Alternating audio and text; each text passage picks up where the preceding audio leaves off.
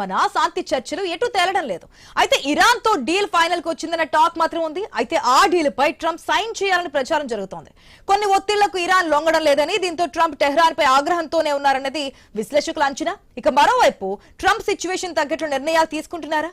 Iran deal పై ఎందుకు ఊగిసలాడుతున్నారు Trump? అసలు ఆయన టార్గెట్ ఇరాన్ యురేనియమా? టెహ్రాన్ ఏమంటుంది? యురేనియం ఇస్తుందా లేదా నిరాకరిస్తుందా? ఇరాన్ అమెరికా మధ్య ఇంకా ఉద్రిక్తతలు కొనసాగుతున్నాయా? ట్రంప్ డీల్ పై ఎందుకు సంతకం చేయలేదు? ముస్లిం దేశాలకు అబ్రహాం అకార్డ్ పై సంతకాలు కొత్త ఇష్యూగా మారాయా? ఏంటి అబ్రహాం అకార్డ్? వాటిని ఎందుకు విస్తరించాలని ట్రంప్ కోరుకుంటున్నారు? ఇరాన్ తో శాంతి ఒప్పందానికి ఎందుకు ముడిపెడుతున్నారు? ఇజ్రాయెల్ దాడులు కొనసాగుతుందా? హర్ముద్ దిగ్బంధం కొనసాగిస్తుందా? ఇప్పుడు ఇదే క్వశ్చన్స్ అయితే రేజ్ అవుతున్నాయి. ఇప్పటి వరకు యుద్ధం ఆగుతోంది, శాంతి చర్చలు జరుగుతున్నాయి. ఒకవేళ శాంతి చర్చలకు అంగీకరించకపోతే మా సైన్యం అక్కడే ఉందని చెప్పి అమెరికా చెప్తోంది, మా సైన్యం సిద్ధంగా ఉందంటూ ఇరాన్ చెప్తోంది. కానీ అదే సిచ్యువేషన్స్ కంటిన్యూ అవుతున్నాయి. ఇప్పుడు ఎటువంటి పరిస్థితులు జరగబోతున్నాయి, ఏ విధంగా పరిణామాలు మారబోతున్నాయి అనేది పూర్తిగా డీటెయిల్స్ అందించడానికి మా కొలీగ్ శివాని న్యూస్ రూమ్ లో లైవ్ ఉన్నారు. Shivani, over to you. Thank you ASHA. So America and Iran issue ఎంతవరకు వచ్చింది, నెక్స్ట్ ఏ స్టెప్ తీసుకోబోతున్నారు అనేది అందరు మైండ్ లో రేజ్ అవుతున్న క్వశ్చన్ ఇది. సో ఒక న్యూస్ అయితే వింటున్నాము, అదేంటంటే వీళ్ళ డీల్ ఆల్రెడీ ఫైనలైజ్ అయిపోయినట్టుగా ఒక వార్త అయితే చాలా సర్క్యులేట్ అవుతుంది. కానీ ఇక్కడ ట్విస్ట్ ఏంటంటే ఆ డీల్ పేపర్స్ మీద డొనాల్డ్ ట్రంప్ సంతకం చేయట్లేదన్న వార్త కూడా తెర మీదకి వచ్చింది. సో ఎందుకు సంతకాలు చేయట్లేదన్న క్వశ్చన్ రేస్ అవుతున్నప్పుడు టెహ్రాన్ కొన్ని అంటే డొనాల్డ్ ట్రంప్ టెహ్రాన్ కి కొన్ని కండిషన్స్ పెడితే ఆ కండిషన్స్ కి ఇరాన్ కానివ్వచ్చు వీళ్ళు ఎవరు ఒప్పుకోవట్లేదు. కాబట్టి ఆ కండిషన్ ఒప్పుకుంటేనే నేను పేపర్ మీద సంతకాలు చేస్తా అన్నట్టుగా డొనాల్డ్ ట్రంప్ వైఖరి ఉన్నట్లుగా కూడా మనకు గట్టిగా కనిపిస్తుంది. సో దీనికి సంబంధించి కూడా చాలా న్యూస్ మనం విన్నాము. సో ఏంటి, ఓవైపు శాంతి చర్చలు నడుస్తున్నాయి, కాల్పులు విరమణ కూడా ఉంది. కాబట్టి నెక్స్ట్ ఏ స్టెప్ తీసుకుంటారనేది కూడా చాలా ఆసక్తికరమైన అంశం అని చెప్పొచ్చు. సో దీనికి సంబంధించి మాట్లాడడానికి మనతో పాటు జాయిన్ అయ్యారు మస్తాన్ రావు అనలిస్ట్ అండ్ అలాగే మధుసూదన్ రావు అనలిస్ట్. వాళ్ళిద్దరితో మాట్లాడే ప్రయత్నం అయితే చేద్దాం. సో ముందుగా మస్తాన్ రావు గారు నమస్తే అండి. మనం చూస్తున్నాం ఇప్పుడు ఇరాన్ అమెరికా ఇష్యూలో నెక్స్ట్ ఎలాంటి స్టెప్ మనం చూడొచ్చు అంటారు అనేది కూడా చాలా పెద్ద క్వశ్చన్, అది క్వశ్చన్ మార్క్ గా నిలిచిపోయింది. సో ఏంటి ఇప్పుడు వీళ్ళ సిచ్యువేషన్ లో నెక్స్ట్ ఎలాంటి స్టెప్ మనం కన్సిడర్ చూడొచ్చు అంటారు? మీ ఒపీనియన్ ఏంటి దీని మీద? సార్, గుడ్ ఆఫ్టర్నూన్ అండి. ఐ న్యూస్ ప్రేక్షకులకు, మీకు ప్యానల్లో ఉన్న మిత్రులకు కూడా. ఇప్పుడు యుద్ధ సంక్షోభం ఇంకా ఇప్పుడప్పుడే ముగిసేటట్టు కనపడట్లేదు. ఇప్పుడు ఏదైతే మీరు ఓపెనింగ్ రిమార్క్స్ లో చెప్పారో, ఆయన ఇరాన్ సంబంధించి ఒప్పందం, అమెరికా ఇరాన్ మధ్య ఒప్పందం ఏదైతే అనుకుంటా ఉన్నారో దానికి సంబంధించి పూర్తి స్థాయిలో సైన్స్ అయితే జరగట్లేదు. అది ఏదేంటంటే ఒక దేశాన్ని ఇంకో దేశాన్ని నమ్మకపోవటం వల్ల ఇలాంటివన్నీ కూడా జరుగుతూ ఉన్నాయండి. ఎందుకంటే ఖతార్ కానీ, పాకిస్తాన్ కానీ, ఇతర దేశాలు కానీ ఈ ఒప్పందాన్ని కుదుర్చుకుంటానికి ఇరాన్తో చర్చలు జరుపుతూ ఉన్నారు. తీసుకెళ్లి మళ్ళీ ట్రంప్ దగ్గర పెడితేనేమో అక్కడ ప్రధానంగా మనకు రెండు అంశాలు. ఒకటి, హార్ముజ్ జలసంధికి సంబంధించి ఓపెన్ చేసేసేయాలి, ఇతర దేశాలన్నీ కూడా ఇబ్బంది లేకుండా ఉండాలనేది పాయింట్. రెండోది ఏంటి, అణ్వస్త్రాలకు సంబంధించి ఇరాన్ ఎప్పటికీ కూడా అణ్వస్త్రం తయారు చేయకూడదు అనేది అమెరికా యొక్క డిమాండ్. అది మొదటి నుంచి కూడా చెప్తా ఉంది. ఆయన ఇరాన్ అణ్వస్త్రాన్ని తయారు చేస్తుంది కాబట్టి, అణుబాంబుల్ని. సో అలా న్యూక్లియర్ వెపన్స్ తయారు చేయకుండా చేయటమే తమ లక్ష్యం అని చెప్పేసి మొదట అట్లా ఇరాన్ మీద దాడికి అటు ఇజ్రాయెల్ కానీ ఇటు అమెరికా కానీ వెళ్ళింది కూడా అదే కారణం చూపి. సో ఆ తర్వాత కాలంలో ఇవన్నీ కూడా హార్ముజ్ జలసంధి కూడా మెయిన్ సమస్యగా మారిపోయింది. ఇప్పుడు ఎందుకు, ఇతర దేశాలన్నిటికీ కూడా దాని నుంచే రావాలి కాబట్టి, ఏదైనా చమురు ఉత్పత్తులు కానీ ఇంకా ఇతర ఫెర్టిలైజర్స్ లాంటివి కానీ రావాలి కాబట్టి, ఇప్పుడు మన దేశమే చూసుకుంటే 70 నుంచి 90% వరకు వంట నూనెలు కానీ, ఫెర్టిలైజర్స్ కానీ, లేదంటే పెట్రోలియం ఉత్పత్తులు కానీ అక్కడి నుంచి రావాలి. సో ఇప్పుడు నిన్న ట్రంప్ అడ్వైజర్స్తో కూడా మీటింగ్ అయినప్పుడు, ఆయన వార్ రూమ్లో మీటింగ్ అయినప్పుడు ఏం పరిస్థితి వచ్చింది అక్కడ, ఇరాను అన్నిటికీ కూడా ఒప్పుకుంటుందా అంటే ఇరాన్ మళ్ళీ ఇంకోటి నుంచి ప్రకటనలు చేస్తూ ఉంది. ఏంటి, మేము అణ్వాస్త్రం అనేది కాదు, అసలు ముందు మేము పెట్టిన షరతులు ఏంటి అంటే మళ్ళీ మా మీద దాడులు చేయబోమని, అదేవిధంగా లెబనాన్ మీద దాడులు చేయబోమని, అదేవిధంగా గల్ఫ్ దేశాల్లో ఏదైతే అమెరికా స్థావరాలను ఏర్పాటు చేసుకుంటే అవన్నీ ఎత్తివేయాలని, ఇప్పటి వరకు యుద్ధంలో నష్టపోయిన ఏదైతే ఇరాన్ భారీగా నష్టపోయిందో దానికి నష్టపరిహారం చెల్లించాలనేది ప్రధాన డిమాండ్గా చూసాము. అవును, అయితే ఈ రెండు డిమాండ్లే. అయితే అమెరికా నుంచి మాత్రం రెండు డిమాండ్లే వస్తా ఉన్నాయి. ఏంటి, మీరు అణుబాంబులు తయారు చేయకూడదు, ఆ 440 కిలోల శుద్ధి చేసిన యురేనియం ఏదైతే ఉందో దాన్ని వెంటనే అప్పచెప్పాలి. ఫ్యూచర్లో కూడా ఎప్పుడు కూడా ఇతర దేశాల సాయంతో కానీ ఎట్లయినా కూడా మీరు అణుబాంబులు తయారు చేయకూడదు. అది ప్రధానమైన డిమాండ్. రెండోది ఏంటంటే అక్కడ హార్ముజ్ జలసంధికి సంబంధించి మేము అంటే అమెరికా ఇప్పుడు చుట్టూతా ఉన్న ఇరాన్లో ఉన్న పోర్టులన్నింటినీ కూడా దిగ్బంధం చేసింది. ఆ దిగ్బంధాన్ని ఎత్తివేస్తాము. మీరు హార్ముజ్కి సంబంధించి మిగతా దేశాలన్నింటినీ కూడా ఓపెన్ గా చేసేయాలి. అంతకుముందు అంటే ఫిబ్రవరి 28వ తారీఖు ముందు ఏ విధమైన పరిస్థితులు ఉన్నాయో హార్ముజ్ జలసంధి అదే నార్మల్ కండిషన్స్ తేవాలి. అంటే ఇప్పుడు మనకు చూస్తే ఏమైందంటే 93 రోజులు అవుతోంది యుద్ధం ప్రారంభం. ఇవాళ 93వ రోజు. 93 రోజులు అవుతున్నా కూడా ఇప్పుడు గత కొన్ని రోజులుగా ఏంటి అమెరికా కొన్ని సడలింపులు ఇస్తా ఉంది. కానీ అప్పుడప్పుడు అడపాదడప మళ్ళీ ఇజ్రాయెల్ దాడులు చేస్తా ఉంది. వీళ్ళు అడుగుతానే ఉన్నారు. ఇప్పుడు కొత్తగా ఇరాన్ ఏమంటుందంటే అక్కడ లెబనాన్ మీద కూడా దాడులను కూడా హెజ్బుల్లాకి సంబంధించి కూడా ఆపివేసేయాలి. ఎందుకంటే ఈ రోజు కూడా ఇప్పుడు కూడా అంటే ఈ ఒప్పందం అనేది ఉద్రిక్తులు కొనసాగుతూనే ఒక పక్కన ఒప్పందానికి ప్రయత్నాలు చేస్తా ఉన్నారు. ఖతార్ కానీ పాకిస్తాన్ కానీ ఇరాన్ ప్రతినిధులు కానీ అమెరికా రక్షణ మంత్రి కూడా ఇవాళ స్టేట్మెంట్ ఇచ్చిన పరిస్థితి ఉంది. సో ఇవన్నీ కూడా మనం చూడాలి. ఎందుకంటే పీట్ హెగ్సెత్ ఆయన అమెరికా డిఫెన్స్ మినిస్టర్ కూడా ఆయన మాట్లాడిన సందర్భం ఉంది.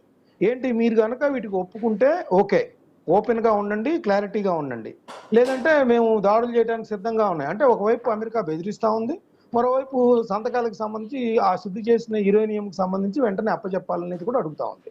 సో ప్రధానంగా ఏంటంటే గతంలో కొన్ని నెలల క్రితం ఇరాన్ లో ఉన్న అణు కేంద్రాల మీద అమెరికా దాడులు జరిపినప్పుడు, ఇజ్రాయెల్ కానీ అమెరికా కానీ దాడులు జరిపినప్పుడు అక్కడ శుద్ధి చేసిన యురేనియం ఆ బంకర్లలో ఏదైతే అక్కడ కొంత కలిసిపోయి ఉండొచ్చా లేకపోతే ఎలా ఉంది అనేది కూడా కొన్ని అనుమానాలు ఉన్నాయి.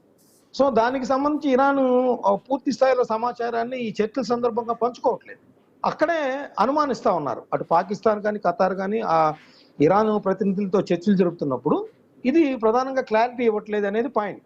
అందువల్ల ఇప్పుడు అమెరికా అధ్యక్షుడు ట్రంప్ ఆ విషయాల మీద సంతకం పెట్టకపోవడానికి కారణం కూడా ముఖ్యంగా దాదాపు 440 కిలోలు అంటే అవి ఇంకా టెక్నికాలిటీస్ ఉన్నాయి. అది అణుబాంబు తయారు చేయడానికి చాలా దగ్గర మార్గం. అంటే శుద్ధి చేసిన యురేనియంని అక్కడ వాళ్ళు దగ్గర ఉంచుకున్నారంటేనే వాళ్ళు అణుబాంబు తయారు చేయడానికి చాలా దగ్గరగా వచ్చేసారనేది అర్థం. అంటే నిజానికి 440 కేజీల యురేనియం ఉంటే దాదాపు 10 అణుబాంబులు తయారు చేయొచ్చు అనేది కూడా అమెరికా అనుమానిస్తుంది. వాళ్ళ అణు శాస్త్రవేత్తలు చెప్పేది. సో ఇవన్నీ కూడా ఒక సెకండ్ అండి. సో అందుకే సంతకం పెట్టకపోవటానికి, ఉద్రిక్తతలు ఇంకా కొనసాగటానికి ఇదంతా కూడా ఇరాన్ నుంచి స్పష్టమైన హామీ అణుబాంబుల తయారీకి సంబంధించి లభించకపోవటం అనేది ఒకటి, హార్ముజ్ జలసంధికి సంబంధించి కూడా అది ఇంకా క్లారిటీ ఇవ్వకపోవటం ఒకటి అనేది నేను చెప్తాను. ఓకే, సో మధుసూదన్ గారు నమస్తే అండి. ఇప్పుడు ఏంటి డొనాల్డ్ ట్రంప్ ఆ డీల్ మీద సంతకం చేయకపోవడానికి ఇంకొక రీజన్ ఏంటంటే అబ్రహీం ఒప్పందం కూడా ఒక రీజన్ అని కన్సిడర్ చేయొచ్చా? అబ్రహాం అకార్డుకి సంబంధించిన అంశమా? అవునండి. అంటే ఆ డీల్ పేపర్స్ మీద సైన్ చేయకపోవడానికి reason, one of the reasons, దాన్ని కన్సిడర్ చేయొచ్చు అంటారా? లేదండి, అబ్రహాం అకార్డుకి సంబంధించిన అంశంలో అది 2020లో ప్రారంభించింది అమెరికా. ఇజ్రాయెల్ అరబ్ దేశాల మధ్యలో సంబంధించి దౌత్యపరమైనటువంటి డీల్ అది. దాంట్లో వాళ్ళ భద్రత, ఇద్దరి మధ్య భద్రతలకు సంబంధించింది, ఆర్థిక పరమైనవి, వాణిజ్యపరమైనవి, ఒక మిలిటరీకి సంబంధించినటువంటి లావాదేవీలకు సంబంధించినటువంటి అంశాలు అవన్నీ. ఈ ఇరాన్ ససేమిరా అంటుంది. అమెరికా ఏ పెట్టిన ప్రతిపాదన కూడా ఇవాళ ఇరాన్ ససేమిరా అంటుంది. అమెరికా ఈ యుద్ధం నుంచి ఎట్లా బయటపడాలనే ఆలోచనలోని వాళ్ళ అమెరికా ఉన్నటువంటి సందర్భం. కానీ వాళ్ళ ఇరాన్ ఈ అమెరికా చేస్తున్నటువంటి యురేనియం సంబంధించి, ఇప్పుడు ఇంతమంది మిత్రులు చెప్పినట్టుగా యురేనియం సంబంధించినటువంటి అంశాలు ఏవైతే ఉన్నాయో అంశాల పట్ల ఇరాన్ చాలా గట్టిగా అంటే ఒకటే స్టాండ్ మీద నిలబడుతుంది. మా యొక్క సార్వభౌమాధికారాన్ని మేము ఎప్పుడు కూడా తల వంచే పరిస్థితి లేదు, మీది కాళ్ళ వద్ద మోకరిల్లే పరిస్థితి లేదు. ఒకరి దౌత్యపరమైన అంశాలు ఒకరు జోక్యం లేనటువంటి, అంటే మా పైన దాడులు చేయడం కానీ మా ఆర్థిక విధానపరమైనటువంటి అంశాల్లో మీరు జోక్యం చేసుకోకపోతేనే సంధి కుదురుతాయనే ఆలోచనలో ఇవాళ ఇరాన్ మాట్లాడుతుంది. కానీ అమెరికా పెట్టినటువంటి షరతులలో ఆ యురేనియం సంబంధించినటువంటి అంశాలు కావచ్చు, ఈ హార్మోజ్కి సంబంధించినటువంటి ఈ జల రవాణాకు సంబంధించిన అంశాలు ఎక్కడ కూడా ఏకాభిప్రాయం రావడం లేదు. ఈ రెండు ఏదైతే ఇప్పుడు ఖతార్ లో జరుగుతున్నటువంటి మొన్నటి వరకు మొన్న కూడా జరిగినటువంటి ఈ సంధికి సంబంధించి, ఈ యుద్ధ శాంతి గురించి మన అగ్రిమెంట్ చేసుకునేటువంటి సందర్భంలో కూడా ఈ ఇరు దేశాల మధ్యలోనే చర్చ జరుగుతుంది. కానీ ఇజ్రాయెల్ కి సంబంధించినటువంటి అంశం ఇప్పటి వరకు కూడా ఇజ్రాయెల్ ఏదైతే ఇప్పుడు లెబనాన్ మీద కావచ్చు, హిజ్బుల్లా, హౌతీలు, హమాస్ కి సంబంధించి ఈ 3 గ్రూప్స్ ఏవైతే ఉన్నాయో మిలిషియా గ్రూప్స్, ఈ గ్రూప్స్ కు ఐఆర్జీసీ వాళ్ళు పెద్ద ఎత్తున ఆర్థిక సహాయం చేస్తున్నారు. ఆ సహాయాన్ని నిలిపేయాలనేది కూడా ఈ చర్చల అంశం ఉన్నది. కానీ ఇక్కడ ఐఆర్జీసీ ఈ యొక్క అంశం పట్ల సరైనటువంటి సానుకూల స్పందన ఐఆర్జీసీ ఇస్తలేదు. చాలా ఇవాళ ఇరాన్ లో ప్రభుత్వాన్ని నడిపిస్తున్నది కూడా ఇవాళ ఐఆర్జీసీ. ఇవాళ ఇరాన్ లో పార్లమెంటరీ వ్యవస్థ ఆ వ్యవస్థ ఇవాళ నడిపిస్తలేదు. అధ్యక్షుడు పెజెష్కియాన్ కావచ్చు, అగర్చి విదేశాంగ శాఖ మంత్రి వీళ్ళు నడిపించట్లేదు. ఇవాళ అయతుల్లా ఖొమైనీ చనిపోతే ముస్తాఫా ఖొమైనీ వచ్చిండు. ముస్తాఫా ఖొమైనీ తర్వాత దీని అంతా కూడా ఇవాళ ఐఆర్జీసీకి సంబంధించి అంటే ఒక నియంత్రణ కింద నడిచేటువంటి సంస్థ ఐఆర్జీసీ. ఇప్పుడు ఐఆర్జీసీ ప్రధానమైనటువంటి నిర్ణయాలు తీసుకున్నటువంటి సందర్భంలో అమెరికా చెప్తున్నటువంటి ఈ చర్చలకు ఎక్కడ కూడా అది సానుకూలంగా స్పందన లేదు. వీళ్ళు కొంత ఎవరైతే పార్లమెంటరీ వ్యవస్థలో అధ్యక్షంగా విదేశాంగ శాఖకు సంబంధించినటువంటి వీళ్ళు కొంత సానుకూలంగా స్పందించినప్పటికీ ఈ యొక్క ఐఆర్జీసీకి సంబంధించిన వాళ్ళు ఎక్కడ కూడా వాళ్ళు ఈ ఇజ్రాయెల్ కి సంబంధించినటువంటి అంశంలో ఎక్కడ కూడా కాంప్రమైజ్ అయితే లేరు. ఈ 3 గ్రూపులు ఈ హిజ్బుల్లా, ఈ హమాస్ వీటికి సంబంధించినటువంటి ఈ గాజాకి సంబంధించిన ఈ గ్రూపుల మీద ఆర్థిక సహాయాన్ని బంద్ చేయాలి, ఆ దాడులు మా మీద చేయొద్దు ఇజ్రాయెల్ మీద అనేది ఏదైతే క్రమం ఉందో దానికి ఎక్కడ కూడా ససేమిరా ఎక్కడ కూడా అంగీకారం కుదరలేదు. ఈ అంగీకారం కోరినంత వరకు ఇజ్రాయెల్ అనేది ఎప్పుడు కూడా యుద్ధం నుంచి బయటకు వచ్చే అవకాశం లేదు. ఎందుకంటే ఇజ్రాయెల్ కి ఇవాళ దానికి ఎగ్జిస్టెన్సీ ఉనికికి ప్రమాదం ఉన్నది. ఇవాళ ఇరాన్ కసిగట్టి పగబట్టి దాన్ని ఒక అణుబాంబులు వేసి దాన్ని సర్వనాశనం చేయాలనేటువంటి కుట్రలో భాగంగా జరిగినటువంటి ఈ యుద్ధం ప్రారంభము. ఈ యుద్ధ ప్రారంభంలో అయతుల్లా ఖొమైనీని ఫస్ట్ టార్గెట్ చేసి లేపుతున్నటువంటి సందర్భంలో అమెరికా నేను ఇన్వాల్వ్ అయ్యి నేనే దీన్ని పెద్దన్న పాత్ర పోషించాలి, ఆ ఖొమైనీ టార్గెట్ లో నేను కూడా ఇన్వాల్వ్ అయితే క్రెడిట్ నాకు దక్కుతుంది, ప్రపంచ పెద్దన్నగా నేను నిలబడతాను ఆలోచించి యుద్ధం అంతా కూడా ఉల్టా అయిపోయింది. ఆయనకు ఇవాళ పరిస్థితి కంట్రోల్ కాబట్టి ఇజ్రాయెల్ ఎప్పటి ఇవాళ అమెరికా అండ్ ఇరాన్ ఈ రెండు దేశాలు కూడా ఒకటి కూడా పరస్పరం అంగీకారం వచ్చి ఆగినా కూడా ఇవాళ ఇజ్రాయెల్ అనేది యుద్ధాన్ని ఆపేటువంటి పరిస్థితి లేదు. కారణం ఏంటి అంటే ఇజ్రాయెల్ కి సంబంధించినటువంటి మన ఇప్పుడు మిలిషియా గ్రూప్స్ ఏవైతే ఉన్నాయో వాటికి ఆర్థిక సహాయం అనేది ఇరాన్ ఆపేటువంటి పరిస్థితిలో ఐఆర్జీసీ లేదు.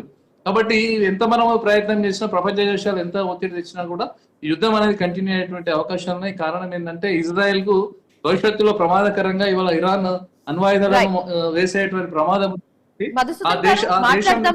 మాట్లాడదాం కంటిన్యూ చేద్దాం. But before that question hour లో స్మాల్ బ్రేక్ తీసుకుందాం. చూస్తూనే ఉండండి I News.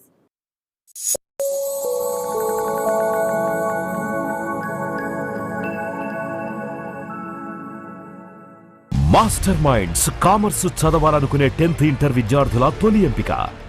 Master minds commerce చదవాలనుకునే 10th ఇంటర్ విద్యార్థుల తొలి ఎంపిక.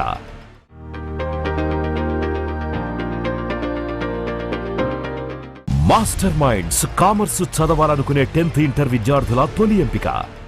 మాస్టర్ మైండ్స్ కామర్స్ చదవాలనుకునే 10th ఇంటర్ విద్యార్థుల తొలి ఎంపిక. మాస్టర్ మైండ్స్ కామర్స్ చదవాలనుకునే 10th ఇంటర్ విద్యార్థుల తొలి ఎంపిక.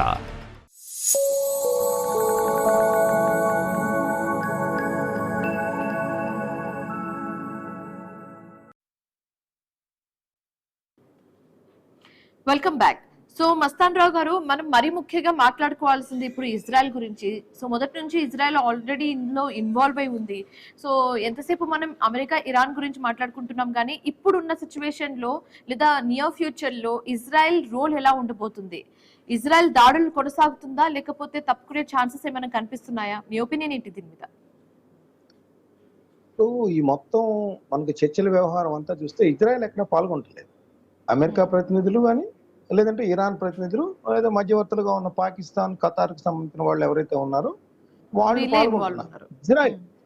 ఇజ్రాయెల్ అనేది ఏంటంటే మొదటి నుంచి కూడా ఈ చర్చల్ని కూడా వ్యతిరేకిస్తుంది. అదంతా కూడా ఏంటంటే ఇరాన్ ని మొత్తం కూడా ధ్వంసం చేయాలి, ఇరాన్ ఎప్పటికీ కూడా కోలుకోకూడదు, ఇరాన్ ని పూర్తిగా మట్టు పెట్టాలి.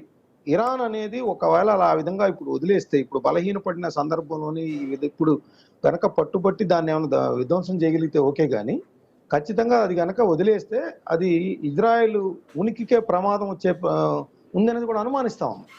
సో అందువల్ల ఇక్కడ ఎక్కడ కూడా మనకి చర్చల్లో ఇజ్రాయెల్ ఎప్పుడు కూడా సానుకూలంగా ఉండట్లేదు. సో అమెరికా ముందుకు వెళ్తున్నప్పటికీ కూడా అమెరికా ఆలోచనలన్నీ వేరే ఉంటాయి, ఇజ్రాయెల్ ఆలోచనలు డిఫరెంట్గా ఉన్నాయి. అందుకని చర్చలు ప్రతిష్టంభన ఇంకా కొనసాగుతుంది అనేది కూడా మనం చెప్పాలి. ఎందుకంటే ఇరాన్ అడుగుతా ఉంది లెబనాన్ మీద ఇజ్రాయెల్ ఆపేసేయాలి అనేది, లేదంటే మేము కొన్ని రోజులు ఇరాన్ మీద దాడులు కూడా నిలిపివేస్తున్నామని చెప్పి అమెరికా ప్రకటిస్తుంది. కానీ ఎక్కడా కూడా ఇజ్రాయెల్ ఆ విషయాల్లో ప్రకటించిన పరిస్థితి అయితే మనకు కనపడతలేదు. దానికి కారణమే అది. ఇరాన్ విషయంలో, ఎందుకంటే అసలు ఇజ్రాయెల్ని ఒక దేశంగానే గుర్తించలేని పరిస్థితి ఇరాన్. ఇప్పుడు మీరు చెప్పిన అబ్రహం ఒప్పందం కూడా గల్ఫ్ దేశాలు ఏవి కూడా ఇజ్రాయెల్ని గుర్తించవు. సో అక్కడే వస్తా ఉంది ప్రాబ్లం వల్ల. సో అందువల్ల ఏంటంటే ఇప్పుడు ఇరాన్ అమెరికా మధ్య చర్చలు జరిగినా కూడా ఇజ్రాయెల్ ఎంతవరకు సహకరిస్తుంది? ఎందుకంటే లెబనాన్ మీద ఈ రోజు వరకు కూడా ఇరాన్ రోజు కోరుతుంది చర్చల్లో, లెబనాన్ మీద దాడులు ఆపేసేయాలి. ఇజ్రాయెల్ ఇంకా వెళ్తా ఉంది. ఈరోజు భూతల దాడులు అంటే మామూలుగా ఎయిర్ నుంచి దాడులు చేయటం వేరు, భూతల దాడులు కూడా చేయటం వేరు. చొచ్చుకుపోతా ఉన్నారు ఇజ్రాయెల్ సైనికులు, లెబనాన్లోకి చొచ్చుకుపోతా ఉన్న పరిస్థితి. చాలా నగరాల్లో కూడా విధ్వంసం సృష్టిస్తూ ఉన్నారు. అక్కడ చాలా పెద్ద ఎత్తున నష్టం జరుగుతూ ఉంది. అందువల్ల లెబనాన్ మీద దాడులు కూడా ఆపేసేయాలి, లేదా హమాస్ లేదా హైతీలు లేదా ఏదైతే హజ్బుల్లాకి సంబంధించి వాళ్ళని మట్టు పెడతాం కూడా ఆపేసేయాలనేది అడుగుతా ఉంది. కానీ ఇజ్రాయెల్ ఎక్కడ అంగీకరించట్లేదు. సో ఖచ్చితంగా ఇది ఒకవేళ వీళ్ళిద్దరి మధ్య చర్చలు, శాంతి ఒప్పందం కొంత ముందుకు వెళ్ళినప్పటికీ కూడా ముందు 2 అడుగులు ముందుకి 1 అడుగు వెనక్కి అన్నట్టుగా ఇజ్రాయెల్ అనేది ఈ చర్చలు, ఈ ఉద్రిక్తతలు, ఈ చర్చలు నిలిపివేయడానికి కానీ, ఉద్రిక్తతలు కొనసాగించడానికి కానీ, యుద్ధం కంటిన్యూ అవకాశాలకు కానీ ఇజ్రాయెలే ప్రధాన కారణంగా మనకు కనిపిస్తుంది అనడంలో ఎటువంటి సందేహం లేదు. ఓకే, సో మధుసూదన్ గారు, ఇప్పుడు ఒక 2 months బ్యాక్ సిచ్యువేషన్ ని ఇప్పుడున్న సిచ్యువేషన్ ని మనం కంపేర్ చేసుకుంటే 2 months బ్యాక్ డొనాల్డ్ ట్రంప్ చాలా క్యూరియస్ గా ఉండే, ఒక డీల్ కన్ఫర్మ్ చేసుకోవాలి, ఆ డీల్ మనం ఫైనలైజ్ చేయాలన్నట్టుగా. బట్ ఇప్పుడు సిచ్యువేషన్ చూస్తుంటే డొనాల్డ్ ట్రంప్ ముందు ఒక డీల్ ఉన్నప్పటికీ it's still not able to sign on that deal. దీన్ని ఎలా చూడొచ్చు అంటారు? ఏంటి డొనాల్డ్ ట్రంప్ మెయిన్ రిక్వైర్మెంట్ ఏంటి? ఒకప్పుడు యురేనియం కావాలి అని పట్టుపట్టారు, రెజిమ్ చేంజ్ అన్నారు, ఇప్పుడు అన్ని జరిగిపోతున్నప్పటికీ కూడా హీఈస్ నాట్ సాటిస్ఫైడ్ అన్నట్టుగా క్లియర్ గా తెలుస్తుంది. So what is his final target అని అడిగితే ఏం చెప్తారండి? యాక్చువల్లీ డొనాల్డ్ ట్రంప్ యుద్ధంలోకి వెళ్ళి బయటికి రావాలి. ఇప్పుడు వాళ్ళకి మిడ్ డే పోల్ ఎలక్షన్స్ ఉన్నటువంటి సందర్భంలో నువ్వు ఇన్ని రోజులు యుద్ధం చేసినావు, 52 రోజులు యుద్ధం చేసినావు, యుద్ధంలో ఏం సాధించినావు అని చెప్పి అక్కడ ప్రజలు కావచ్చు, ప్రతిపక్ష పార్టీలు కావచ్చు, సొంత పార్టీ వాళ్ళు కావచ్చు అడుగుతున్నటువంటి సందర్భంలో ఇరాన్ ఏం సాధించడం అంటే ఏం లేదు, జీరో. ఉన్న హార్మోజ్ జలసంధి ఏదైతే ఫ్రీగా రవాణా ఉండే, ఏ దేశం కంట్రోల్ లేకుండా ఫ్రీగా అంతర్జాతీయ జల రవాణా ఉన్నటువంటి దాన్ని వాళ్ళకి క్లోజ్ చేసేసి వచ్చేసిండి వాళ్ళ ట్రంప్. కాబట్టి వాళ్ళ ఇరాన్ విషయంలో అమెరికా అటర్ ఫ్లాప్ అయింది. ఒక రకంగా చెప్పాలంటే ఇరానే గెలిచినట్టుగా మనం భావించాల్సిన అవసరం లేదు. కారణం ఏంటంటే ఇప్పటికి కూడా తల వంచినటువంటి పరిస్థితులు వాళ్ళ ఇరాన్ ఉన్నది. కాబట్టి అమెరికా అటర్ ఫ్లాప్ అయింది. కాబట్టి దాన్ని మెల్లగా ఇప్పుడు ఎట్లా బయటపడాలనే ఆలోచనలోనే అమెరికా ఉంది తప్ప ఇంకో ఆలోచన లేదు. ఎన్ని డీల్ మీద ఈయన పెట్టుకుందామన్నా కూడా ఈయన ఆలోచన ఏమంటే రిజ్యూమ్ చేంజ్ చేయాలి. రిజ్యూమ్ చేంజ్ కాలేదు. ఒక లీడర్షిప్ ని ఇజ్రాయెల్ కొట్టేసిన తర్వాత సెకండ్ లీడర్షిప్ వచ్చేసింది. అంటే ఎన్ని లీడర్షిప్ లను కొట్టేసినా ఆల్టర్నేట్ గా వాళ్ళ వ్యవస్థ నడుస్తా ఉన్నది. కాబట్టి అక్కడ ఫ్లాప్ అయిపోయారు. యుద్ధం ఎంత భీకర యుద్ధం జరిగినా, ఎంత దాడులు చేసి ఇరాన్ ని సర్వనాశనం చేసినా కూడా ఇరాన్ తల వంచకుండా మళ్ళీ యుద్ధానికి ప్రిపేర్ అవుతా ఉన్నది.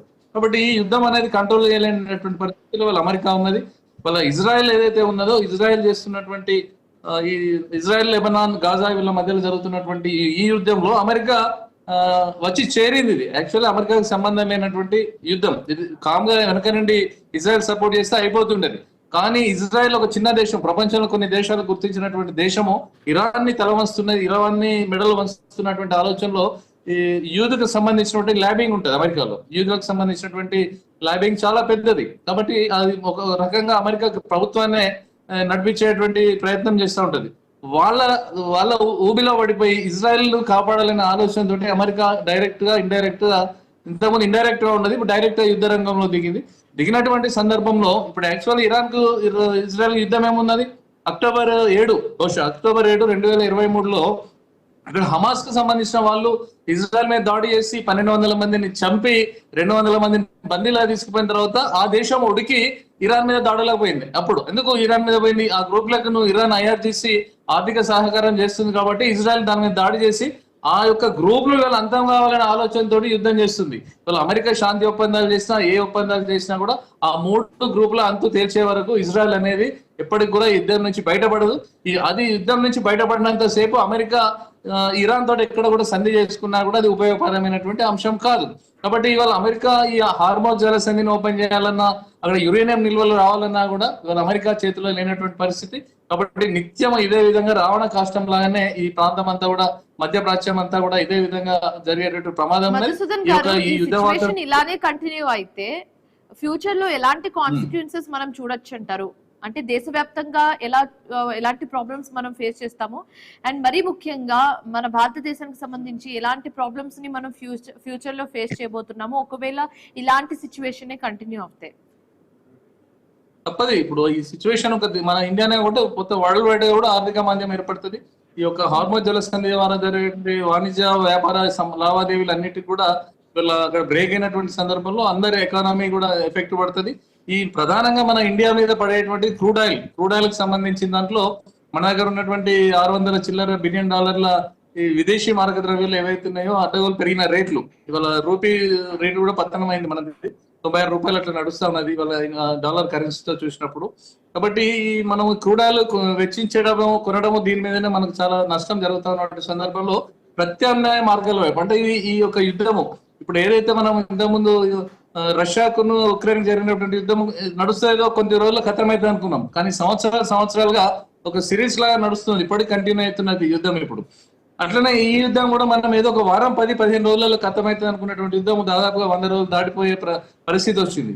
అంటే ఇంకా కంటిన్యూ అయ్యేటువంటి అవకాశం లేదు. కారణం ఏంటంటే యుద్ధము ముగింపు అనేది ఎక్కడ కూడా కనబడతలేదు. ఆ యురేనియం సంబంధించిన అంశాలు చాలా అంశాలలో ఏకాభిప్రాయం కుదురుతలేదు. కాబట్టి యుద్ధం అనేది ఖతం కానటువంటి పరిస్థితి మనకు ఏర్పడుతున్న సందర్భంలో ఇక్కడ స్థానికంగా మనం ఉన్నటువంటి దేశంలో ఉన్నటువంటి ప్రజలు సిస్టాన్ని మార్చుకోవడానికి అలవాటు పడాలి. కారణం ఈ కరోనా సమయంలో ఎట్లయితే ప్రజలందరూ కూడా ఈ ఆరోగ్యానికి సంబంధించినటువంటి అంశాలు కావచ్చు జాగ్రత్తలు తీసుకున్నటువంటి విషయంలో ఏ విధంగానైతే మనం అంతా కూడా ఒక సిస్టమ్ లోకి వెళ్ళిపోయిన క్రమశిక్షణ తోటి, అదే విధంగా ఆర్థిక క్రమశిక్షణ అనేది ఈ దేశంలో ఉన్నటువంటి ప్రతి పౌరుడికి వాళ్ళ అవసరం ఉన్నది. ఇవాళ నరేంద్ర మోడీ గారు కూడా మన హైదరాబాద్ వచ్చినటువంటి సందర్భంలో కూడా విదేశీ నిల్వలకు సంబంధించిన ప్రభావం ఏ విధంగా ఉంటుంది అనే దాని మీద, ఆ ప్రభావం నుంచి మన దేశం బయటపడాలంటే మనము కొన్ని జాగ్రత్తలు తీసుకుంటే ఖచ్చితంగా మనకు క్రూడ్ ఆయిల్ మీద ఎఫెక్ట్ ఏర్పడదు.